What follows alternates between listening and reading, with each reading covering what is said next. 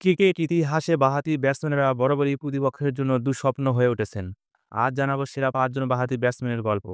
৫ নম্বরে রয়েছেন Sourav Ganguly. Prince of Calcutta Sourav Ganguly ভারতের অন্যতম সফল অধিনায়ক। কেরিয়ারে তিনি ১১,৩৬৩ ওয়ানডে এবং টেস্টে করেছেন ৭,২১২ রান। ৪ নম্বরে রয়েছেন শিব নারায়ণ চন্দরপল। অস্বাভাবিক ব্যাটিং স্টান্স কিন্তু অস্বাভাবিক ধারাবাহিকতা। চন্দরপল করেছেন ২০,৯৮৮ আন্তর্জাতিক রান এবং তিনি হলেন ওয়েস্ট ইন্ডিজের অন্যতম সেরা ব্যাটসম্যান। ৩ নম্বরে রয়েছেন ব্রায়ান লারা। ব্রায়ান চার্লস লারা ইতিহাসের একমাত্র ব্যাটসম্যান যিনি টেস্টে ৪০০ রান করেছেন। কেরিয়ারে ২২,২৬০ আন্তর্জাতিক রান করে ক্রিকেট বিশ্বে চিরস্মরণীয় হয়ে আছেন। ২ নম্বরে রয়েছেন কুমার সাঙ্গাকারা।